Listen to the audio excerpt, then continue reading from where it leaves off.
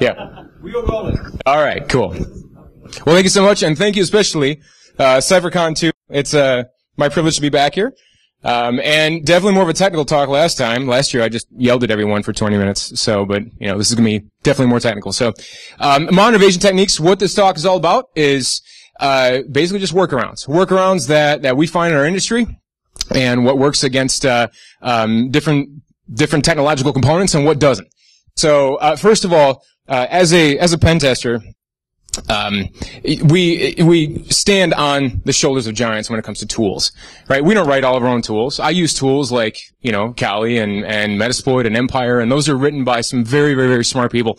And right there, Jarson 12 and Slobtrace 6.0, and the rest of the devs under there, those are people that I go to, and my friends and my coworkers, and oftentimes what you're going to hear me present is not necessarily just my ideas, but their ideas as well.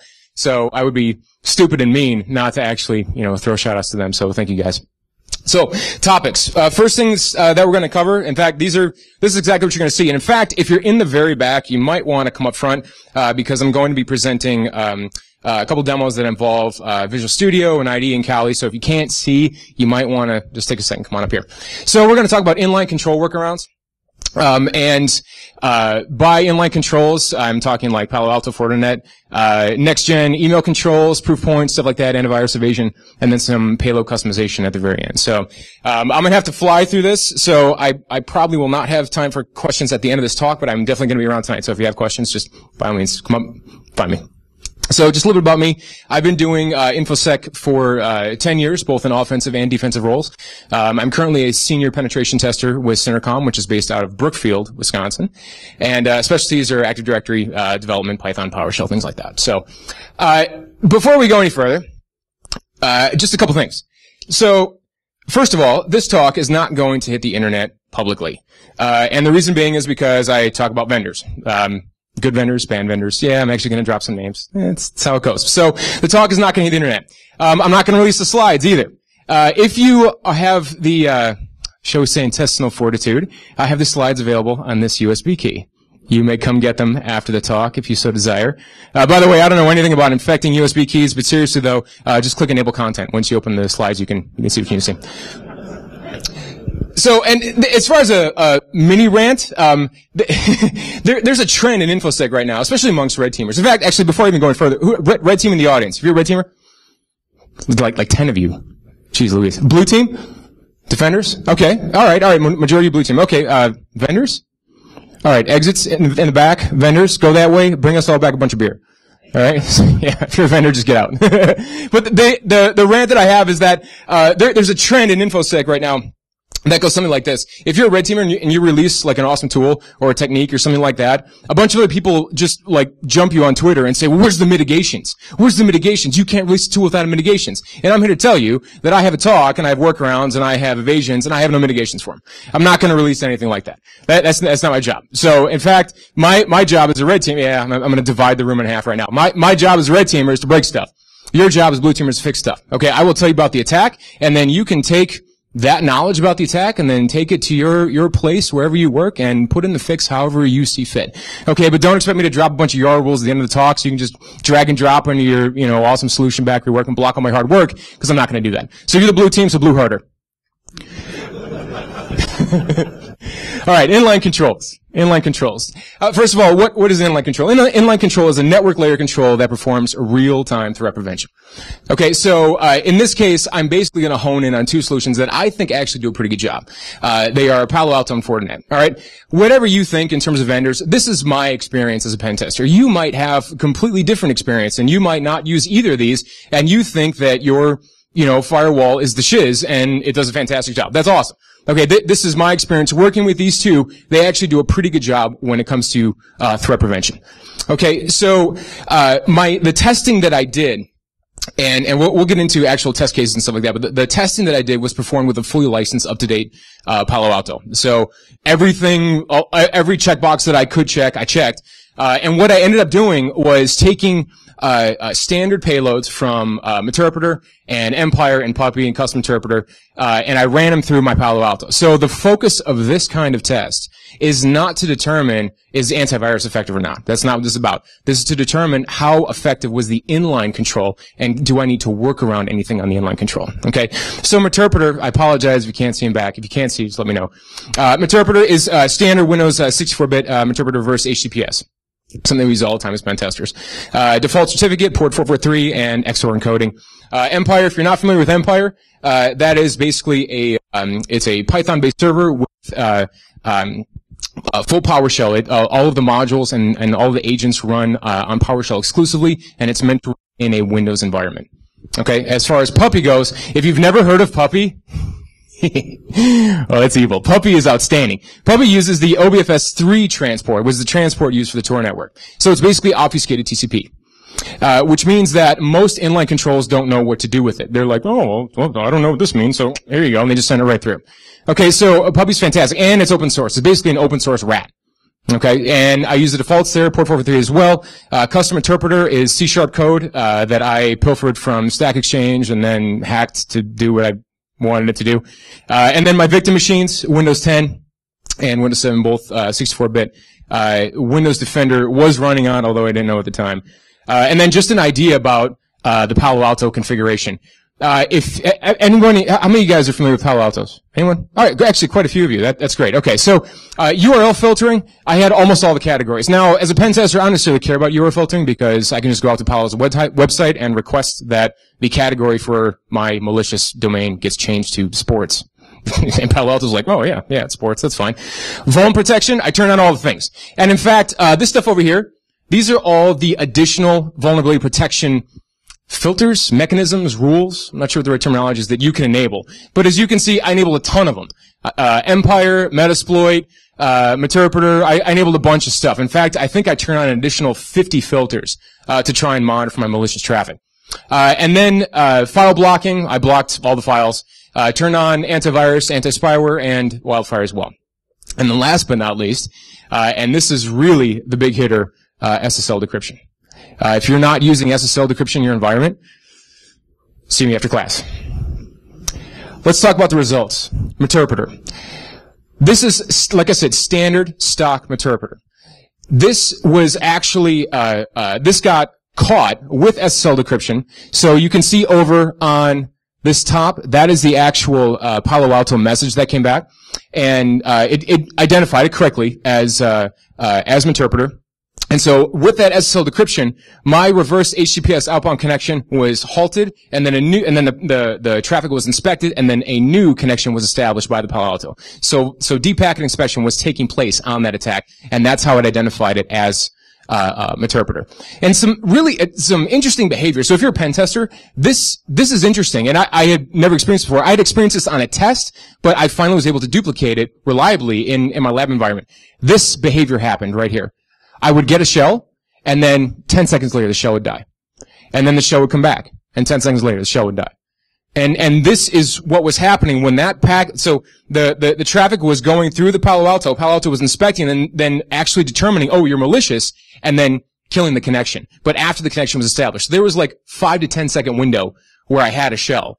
And you might actually be able to like auto run script something malicious during that time. I did not try that, but it's entirely possible. Now, without SSL decryption, and this just blew me away. Without SSL decryption, it sailed right through. Standard stock Meterpreter just flew right past the Palo Alto. And in fact, this was actually before I remembered that I had Windows Defender on, and I was doing this testing, and I'm thinking to myself, okay, Windows Defender should pop up in any second now, and it did. And that's the Windows Defender message that I got. Sweet. Go Microsoft. Nailed it on that one. Empire. Empire is the tool that, generally speaking, I prefer to land with. In my phishing campaigns, Empire is fantastic. Empire sails through everything. Palo Alto's like, oh, yeah, you're SSL traffic? Yeah, you're fine. Agent. And you can see down here, Empire PowerShell payload. I had specifically selected this in Palo Alto to be like, hey, block this stuff. No, we're not going to block it. And it's like, I had not customized the frameworks in any way. This is just like straight download from GitHub. Okay, and it Flew right through. It's like, all right, that's cool. Puppy, again, flew right through. No problems whatsoever. And interesting, if you look at this over here, I want to draw your attention to this. This right here, where is it? Decrypt unsupport parameter. This is what the Palo Alto does when it doesn't understand what you're doing. It's like, oh, there's SSL here, but then no, but then, oh yeah, there's SSL, and then no, and then, it's basically just WTFing. It's like, yeah, all right, send that traffic through. No problem. Fail open. And, interestingly enough, Windows Defender caught the puppy payload as Win32 pad of poopy. I don't understand. I mean, those are just decisions. Anyways. So evasions for this. Okay. How do you work around this stuff? Well, as you can see, there wasn't necessarily a whole lot to work around, but I'm going to give you a couple of tricks that I use in my testing that makes it a little more difficult for defenders to actually catch on to what you're doing. First of all, if you're going to land with Meterpreter in your phishing campaign, okay, use auxiliary gather impersonating SSL. And what that does, geez, you probably cannot see that in the back, but what that's doing is that you put in a website, in this case, www.google.com, and it goes out to Google, grabs a certificate, and then basically stamps a new certificate with Google's information. And so you run your payload using that certificate, and then the firewall just like, oh yeah, you're Google. In fact, I was testing this on a Fortinet. Actually, one more thing before I get there. When you do this, when you run MSF Venom, set your stage verify SSL cert to true and your handle SSL cert. So set those two options, and that's how you actually use that certificate when your payload connects back. But I was actually doing some testing up in northern Wisconsin with another firm who uses Fortinet, and I crafted up this payload, and I sent it through, and I got a shell back, and they're like, okay, let us know when you click. And I'm like, I clicked. They're like, what happened? I was like, I got a shell. I'll click it again. Got another shell. and they're like, well, all we see is traffic from Google. I'm like, yeah, that's me. I'm Google today. All right, so inline evasions, I have to admit, this is probably the area where I ended up short on, in terms of what I really wanted to be able to get through Meterpreter, stock Meterpreter, through SSL decryption. I was not able to do it in the time I had allotted for preparing this talk. But pay attention to decryption detection patterns. Favor Empire and Puppy over MSF if you're getting detected. Okay? And hope that you're not working with Cisco Firewall. Or hope that you are working with Cisco Firewall. And the reason why I say that is, I'm sorry, but if you're a Cisco shop, they do not do threat prevention. Or maybe they do threat prevention and no one buys that solution. But when I test shops that have a Cisco Firewall, everything just flies right through it. Flies right through. So if there is threat prevention on a Cisco, I would love to hear about it. So that way I can tell my customers, actually you should be buying this firewall instead of, the ASA 5500, because it's just not doing anything. So anyways, yeah. Whenever my customers say, oh yeah, we got the latest greatest Cisco firewalls, I'm like, sweet. But anyways, Cisco's great. Pet the kitty. Is Cisco in the room? You guys are awesome. Okay. Email controls. Defined. Anything that stops my fish from getting to the inbox. And that's really what I care about most. Now, for this particular talk, I'm not going to go into like all the various spam filters. I pretty much only care about next-gen spam filters. Okay, like Proofpoint, Mimecast, Google spam filters. Google spam filters are actually pretty decent in certain cases, and in certain circumstances they fail hard.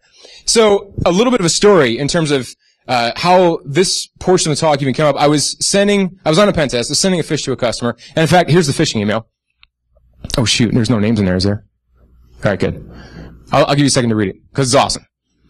In fact, I have my friend and coworker, Casey Camilleri, in the front row here. He's the guy who put this email together.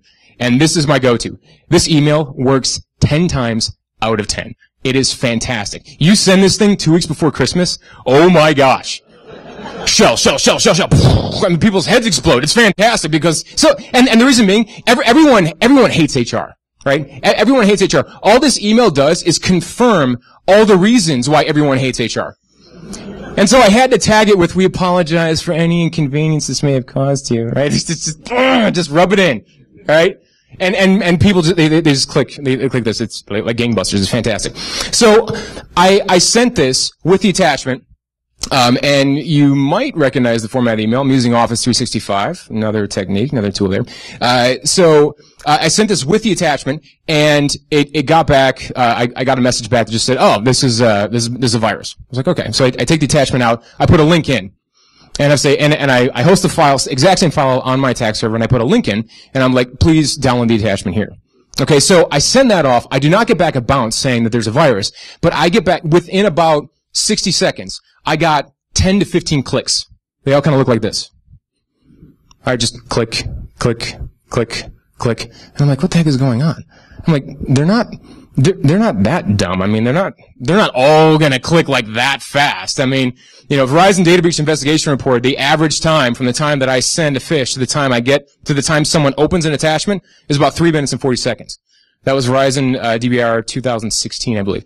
So, but in this case, I was getting click after click after click repeatedly, but I was not getting any shells.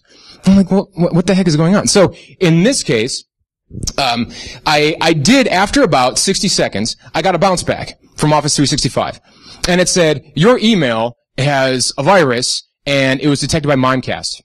And I'm like, who? What's up? Never even heard of it. Okay, but sure enough, I went out to, I looked at my customer's MX record, and here's what you got.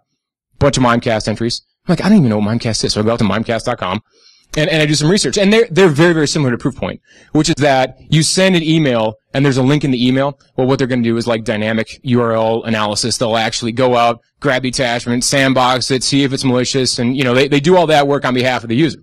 Okay, so, in this case, in fact, the only reason why I knew that is because they put a fancy little video on their website. And so I just sat there and watched the little video. In fact, there's a screenshot of my end user not getting my email because his inbox is protected.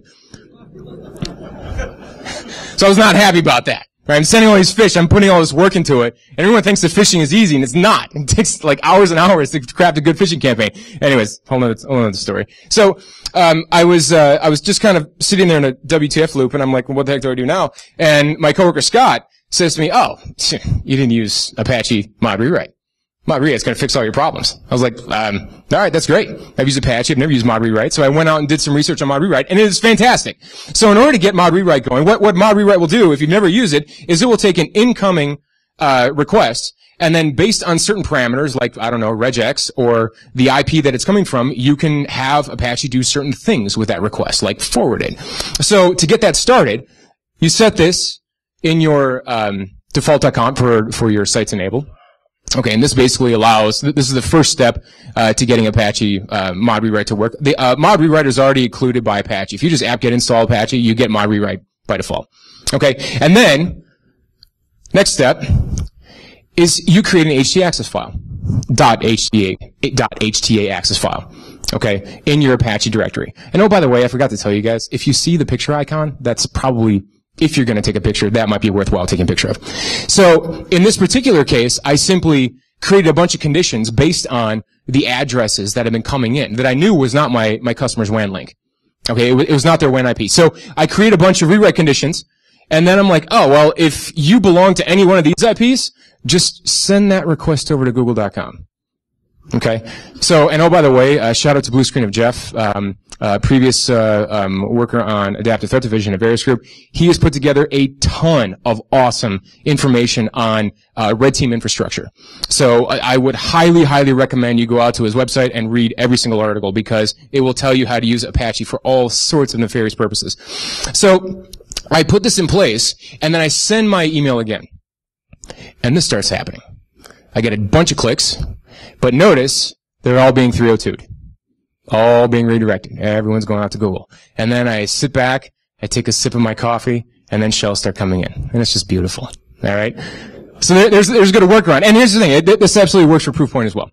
Okay? And because you're controlling the rules of the game at this point. All right? You know how their technology works. It's going to go out. It's going to analyze that link. But if you can control that request, which you can send that request to wherever you want. In this case, Google. Work great.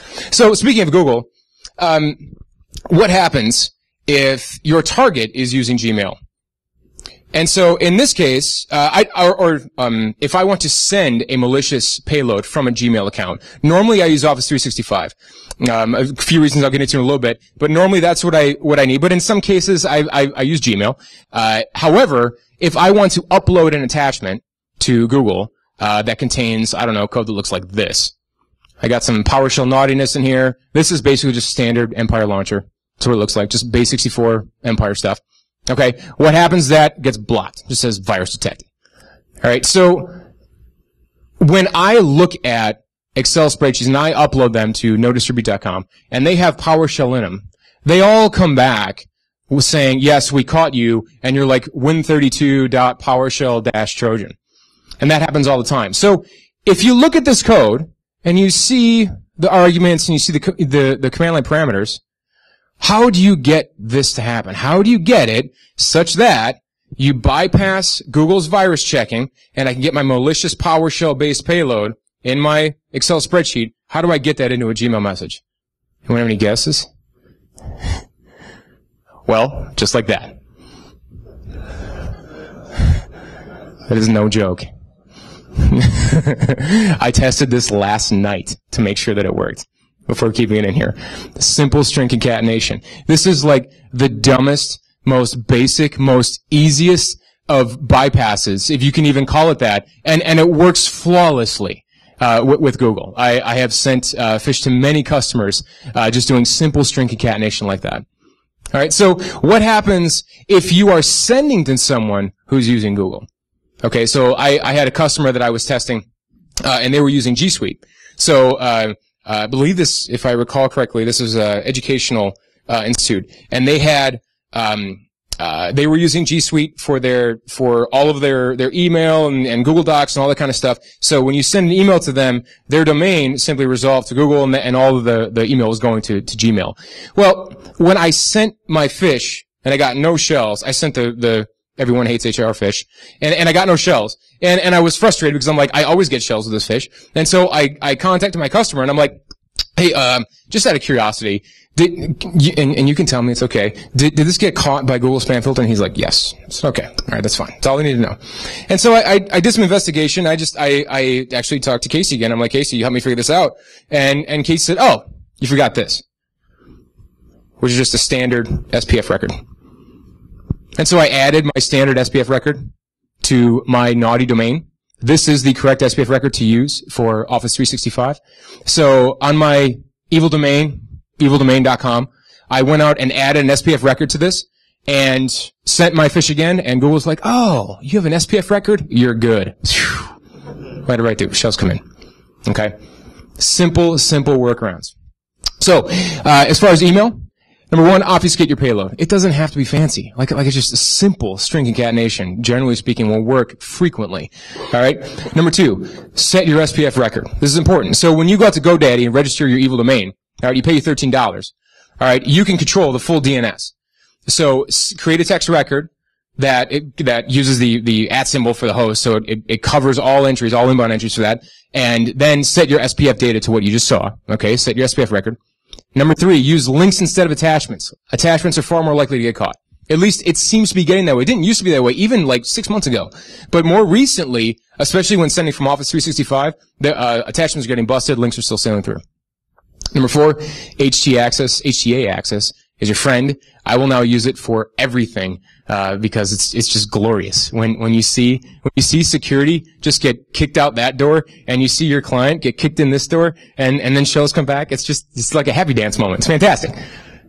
All right. Check the fish with isnotspam.com. Isnotspam is really, really cool because, you send your email to an email address. They'll give you like a randomized, email address to send your phishing email to, and so you send it to them, and then they will put a report up in about 5 minutes online, and that report basically gives you all the spam indicators that say, well, this was fine, this was not fine, this was fine, this was not fine, and your overall ranking. I use this quite frequently. It's actually very handy. And last but not least, you happen to get a free month of Office 365 with a GoDaddy domain purchase. So, just use that free month and do what you got to do, and then throw it away.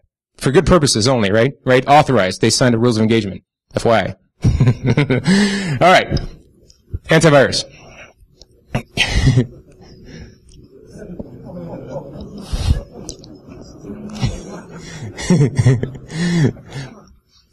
So I did kind of some of the same testing with antivirus payloads that I did with inline controls. So I generated Meterpreter, I generated Empire, and I sent them through nodistribute.com. I prefer nodistribute because, unlike VirusTotal, nodistribute will not distribute your results to AV vendors. Okay, so if you're actually testing a payload, like something that you put work into, I use nodistribute because they also contain all the major players. So by major players, here's what I mean. Symantec, also Norton, McAfee, Trend, Microsoft Security Essentials, and also Defender. Those are the ones that I care about. Those are the ones that I see in the enterprise. If you use ClamAV, if you use Kihu 360, how many of you ever heard of that? I never, you put your hand down. No, you've never heard of it. Right? No one uses that stuff. Everyone in your enterprise uses one of those. Generally speaking, okay? You might be like some, crazy Unix beard admin that's using like some AV that you download, whatever. Most people use this stuff. Okay? Sorry, I went like mini rant. Most people use this stuff. Alright, so here's, the results of what I encounter. Red means it was picked up by one of those major players. Green means even if it was picked up, it was picked up by someone that I had to Google, that I never heard of. Okay? So if you look at Meterpreter, the XCSM Meterpreter, I believe nodistribute processes through 35 different engines. So just the standard Meterpreter executable, that actually is just, that gets picked up by half of the AV vendors. That's how you read this. Even when we signed it with a legitimate code signing cert, it was still picked up by 15. Backdoor Factory picked up by 5, and then Ebola, which I'll do a demo of later, absolutely sailed through everything, which is fantastic. The yellow field is interesting because for the Empire DL that we generated, it was only picked up by 1. We did nothing, but when we signed it, it got picked up by 5. So I'm a little nervous about our code signing cert, but anyways. And then custom C# over here, I will also demo this as well. That got picked up by very little to nothing. All right, so AV Evasion number 1, Backdoor Factory. Backdoor Factory is pretty cool because what it'll allow you to do is take an existing executable, a legitimate executable, say for example PuTTY or sysinternals or a standard standalone executable, and you can backdoor it with your malicious payload. Okay, it supports user-supplied shellcode, which is outstanding. Just a standard run-of-the-mill backdoor factory payload creation was only picked up by 5 of 35, which is actually pretty good. Okay, and then really, really easy to install on Kali, just apt-get install backdoor factory. Okay. Number 2, PowerShell. Oh, PowerShell AV Evasions. They're just beautiful. Okay. When it comes to PowerShell scripts, how many of you heard of Mimikatz? Most of you. Okay. So, how many of you heard of invoke-mimikatz.ps1? Most of you. Okay. So, in this case, Mimikatz, a very, very, popular attack tool for pulling, plain text credentials, out of memory, was ported over to PowerShell. But what you need to understand about how AV vendors detect PowerShell is that if I take invoke-mimikatz.ps1 and I drop it onto a system that is using Symantec, up-to-date Symantec will catch it. Okay, it's going to say, this is Mimikatz, and boom, alert gets sent off and you're caught. Okay, but what it is important to understand is that AV vendors are really just searching for strings. So how do you get around that? Remove all the comments. This is so embarrassingly easy. It's crazy. Remove all the comments, and then change the function names and the parameter names. You don't have to change any of the workable code. In fact, here's what you want to see. This is a script that I run on my PowerShell files. Okay, so the first line, right up here, all right, take all my or find all my .ps1 files, and then I get rid of the block comments. Block comments in PowerShell begin with less than pound, and they end with pound less than. And that is where the PowerShell authors put all of their comments, they put their Twitter handles, and things like that, and that is one huge thing that AV vendors key off of. They also key off of standard comments in the script, okay? And then, for Mimikatz, I did just a couple of special things. I tweaked Mimikatz, so now it is, mini cars. And I changed a couple parameters. Dump creds to gimme creds, and dump certs to gimme certs. And so you simply run it like this. You run it basically just exactly how you would run invoke Mimikatz.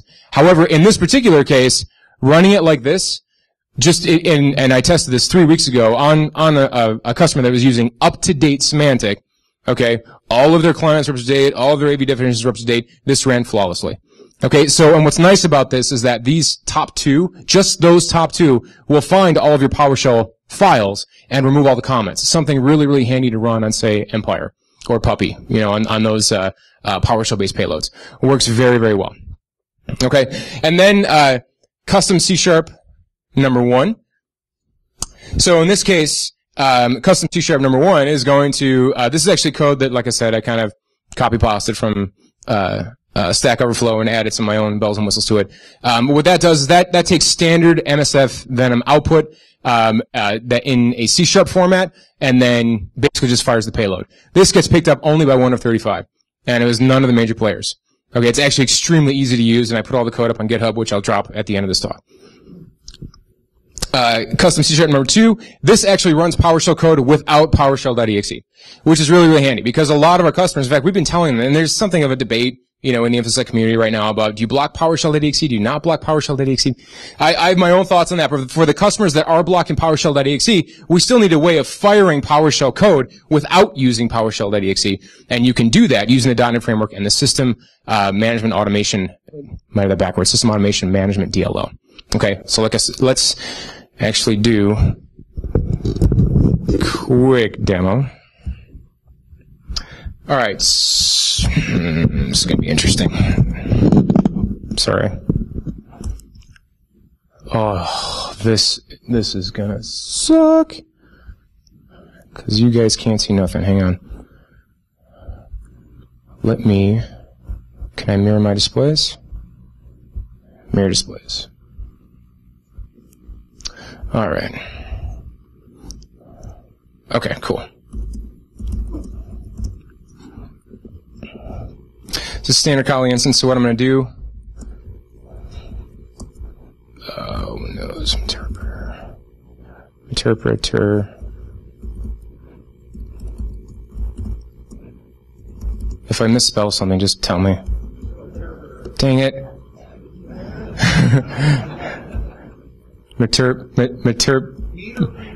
Got it.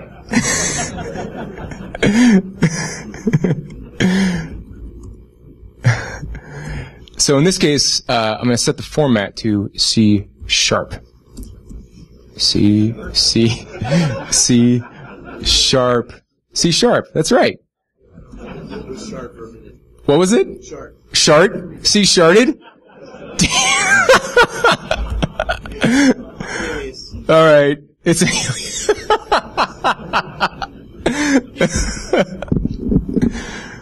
all right. Oh God, this is gonna be incredible. Okay, so if you actually look at this code, this basically just outputs the interpreter stager to C# format. So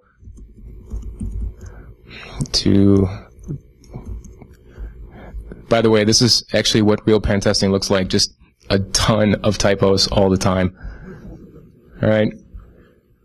This is going to be difficult. Let's try this. Okay, it's a little better. All right. So in this particular code segment, standard main class is actually really small. I'm just going to talk you through just a little bit of it. So we're allocating some memory, and then we're going to copy our bytes from our D's bytes class into memory. And then I just have a couple of junk loops. Literally, they do absolutely nothing. The whole point here is just to throw off the hash, just in case someone else has been working this. So, just change this to, whatever you want. Okay? And then we kick off the thread, another junk loop, and then we're waiting. So, where you put this is right there. Just paste it in. Good to go. And then build your solution. You can do this using the community edition of Visual Studio as well. Solution Explorer. And then there's your payload. Okay, I do not have a listener up and running at this point, but it's just to give you an idea of how easy and simple it is to go ahead and build your payload. Okay, the other solution, just a quick demo on that. Close that. And start page, because that's easier, PS Fire. So in this case, what this does is there's a reference to System Management Automation. Okay, this is available in the Windows SDK, and this is the DLL that you actually need in order to fire PowerShell code without PowerShell.exe. So in this case, I have this coded up simply just to take base64 encoded PowerShell commands and decode them and then fire them. In this case, all this command does is run PS version table. Okay, that's all it does. So if we fire that, and you get the output, there's something interesting to pay attention to. It was 1 o'clock in the morning when I noticed this last night. If you look at this, the PowerShell version that comes back here is 5.0. Build version, 10.0. But if you look up here, it's the same operating system.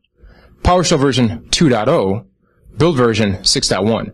That's because I'm using an out-of-date version of System Management Automation.dll. What does this mean to you? Well, defenders, what this means is that if you are an intrepid defender and you have logging enabled, PowerShell module logging enabled, what you might not know is that module logging was not available in PowerShell 2.0. And so if I conduct a PowerShell downgrade attack and run all my PowerShell commands using PowerShell version 2.0, nothing shows up in your logs.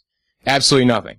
So if I can get this DLL, this version of this DLL, along with my evil PowerShell code onto your system, even though you're running Windows 10 with PowerShell 5.1, latest and greatest, and you got all your logs turned up to 11, you're not going to see anything. And that just brings joy to my heart. That's just a warm fuzzy right there.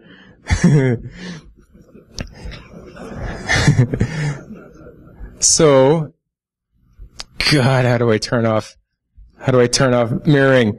Okay. Back to this real quick. Okay. So how do I get the payload actually onto the system? Like if I was going to phish someone, how would I get System Management Automation.dll as well as that binary onto the system? Well, here's exactly what I would do. And this is a macro function that I put together just a couple months ago. So in this case, I'm setting up a reference to a Windows function called URL download to file, and my macro code looks just like this. I'm calling this function. I'm grabbing psfire.exe. That's the binary that you just saw, and I'm saving it to C program data psfire.exe, and then I'm downloading the management automation.dll and saving that to C program data. So if you're an intrepid defender and you're like, well, we have antivirus configured to block everything in %temp and %app data, it's something interesting is that C program data allows, if you look at the permissions in C program data, it is all users have read and execute. But then if you scroll down a little bit, it says special permissions. And you click special permissions, and then you see all users have the ability to write files, even low privilege users, which means that I can take my binary and store it in C program data as a low privilege user along with that DLL and then fire it, and I don't have to save anything to temp. So that's kind of cool, huh? All right, and the last thing is Ebola. And here, this will be kind of one of the last things in demos that I talk about. So Ebola is fantastic, and this is the thing that got like 0 of 60. We uploaded this to VirusTool as well. Like I said, I have a tool slide at the very end that has all the GitHub links and everything like that. So Ebola, what Ebola does is you give it a variable or a set of variables that are going to be found on your target's computer. So let's say you know that your target's name is Jason. All right, and so what happens is that you set the encryption key to Jason, and what happens is that Ebola takes your payload, encrypts it with that key, and then the code that actually runs on the target machine is a brute force mechanism which brute forces its own key using environment variables on the target system. So some of the things that you can actually do with this are you can set the decryption key to a user ID, to a domain name, to a WAN IP, to like an IP address. You can code it to all kinds of stuff, and you can do combinations. Which means, and this is a beautiful thing because it's completely defensive. It's self-defending against sandboxing, against sandbox techniques. So it evades sandboxes because the sandboxes cannot. When they try and do payload analysis, they cannot decrypt the payload because they don't have the right environment variable set, and they don't know what those environment variables are, but you do because you're the attacker and you've done research against your target. Okay, so how would we chain this together? All right, this will be the last demo that I do. How would you chain something like this together? So let's say I want to generate a payload, Okay, let's use a interpreter payload, and I want to obfuscate it. I want to obfuscate it using Ebola, and then I want to send it to my target. Okay, and I want to do this in such a way that it's going to evade as much antivirus as possible. Okay, as well as inline controls. Well, like I said, if you have SSL inspection going on, you will block this. But if you don't, you won't. Okay. Let's see how this works. I'm going to run 3 tools, Unicorn, Ebola, and Lucky Strike, to actually do this demonstration.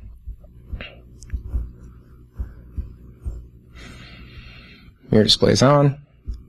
Okay.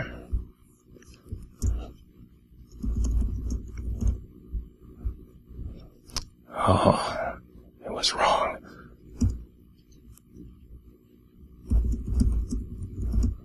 That should be right. Okay. So first,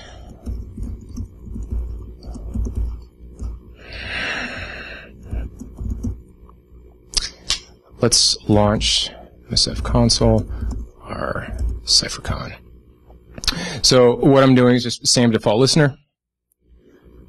The listener options are basically what you saw before, which is Windows Interpreter, reverse HTTPS, using port 443. So in this case, I'm kind of fudging the scenario a little bit because I'm sending this all based on just VMs that I have in my environment. But the goal of this would be I would be sending it across the internet to a Windows host that has PowerShell.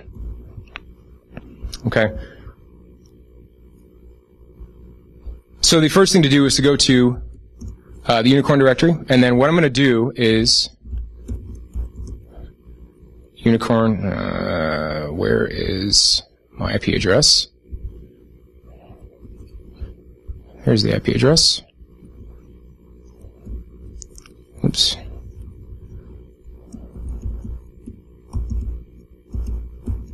Watch it closely. I get it right? All right. Okay. So we generate the payload. I have no idea this is going to work, by the way. 50% of the time, it works every time.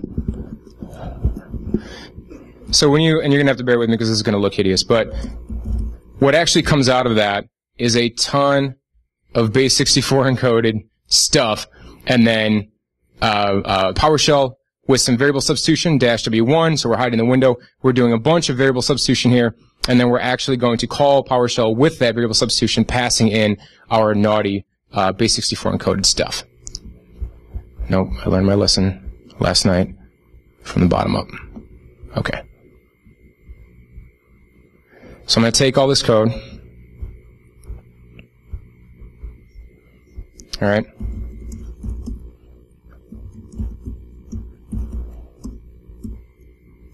I'm going to base 64 decode it. Base 64-D. File name too long. That's not what should be happening. Oh shoot. Oh, God. What's that? Yeah.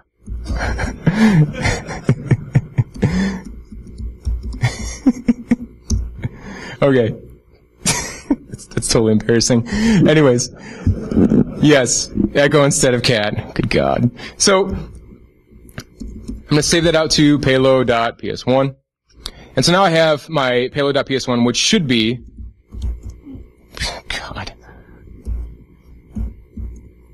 Okay. So now that's my base64 decoded Unicorn call. So all this is the shellcode for reverse HTTPS stager, and just being set through PowerShell. Okay. So now, in order to process this through Ebola, it's important to understand Ebola requires a file called genetic config.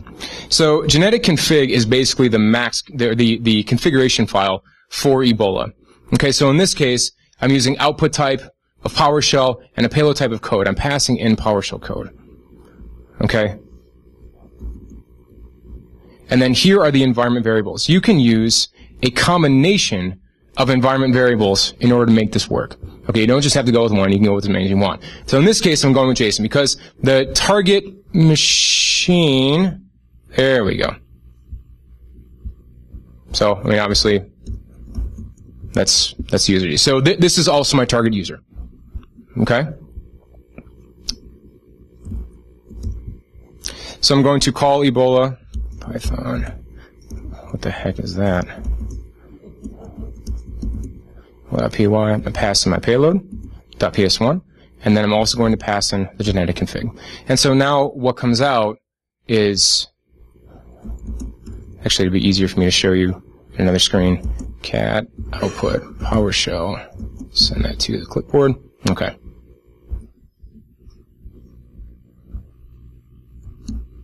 Now what actually comes out is a bunch of PowerShell code that is basically designed to iterate across the environment variables on the system and perform the decryption and then actually launch the PowerShell, the malicious PowerShell code that I have here, which is in my lookup table right here. Okay, and he has a function here called getterDone that does all that work. So, I'm going to save payload.ps1, and I'm going to run a tool called Lucky Strike. And I'm going to add that payload. We're going to call this CypherCon. Users, JSON, desktop, payload, OAD.ps1. It's payload 1. That's why. Okay. And then I'm going to create, I'm going to select that file, or select that payload, CypherCon, and then it's going to prompt me for what infection method do I want to use. I'm going to choose number 2, cell embed non-base64, which means I'm going to take that PowerShell code, the Ebola output generated PowerShell code, and I'm going to cram it into a bunch of Excel cells, and then my macro code is going to perform an obfuscated call to PowerShell, retrieve all that PowerShell code, and then fire it. Okay? And I'm going to create the file. This is running a fully up-to-date version of Windows Defender, by the way. Okay, so there's my malicious file, so use JSON documents, Lucky Strike, and then OTNP something. Okay. Users, Lucky Strike, payloads, and here's my file. Open up the file, and here it is, the 2 most dangerous words in information security. All right? Enable content. No way this is going to work. Who knows? Enable content.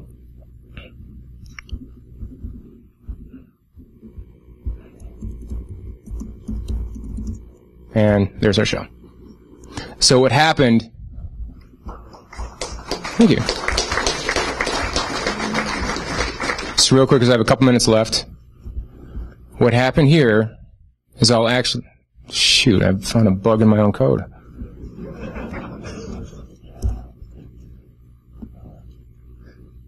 So I'm going to get rid of the Windows style hidden so you can actually see what would happen if this code were to fire. And this is what the Ebola script actually looks like.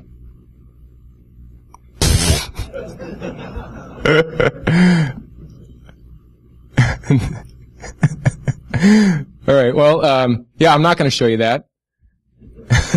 Yeah, all right. How to keep a pen tester busy. Let's just keep clicking play. All right. I'm not actually going to show you that, but what happens is that a PowerShell window pops up, and basically, you see the brute force attempts passing for each environment variable.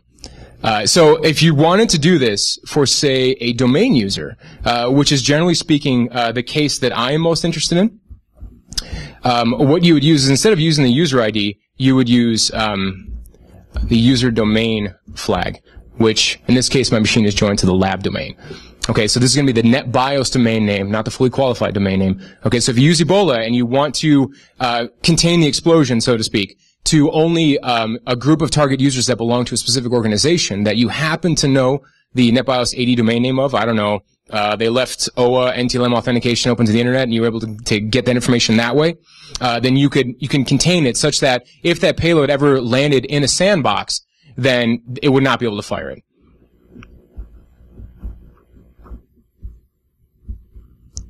And I think that's about all I had. In fact, I even think I'm just about on time. So this is probably the slide that you want. There you go. Here come the cameras. This is all the tools used in this demo. Both of the pieces of code that you saw, the demo extras, are down there at the bottom on my repo. So grab those and customize them. Anything you want. I'll wait until the cameras go down. Look at that. 5 minutes. 5 minutes left.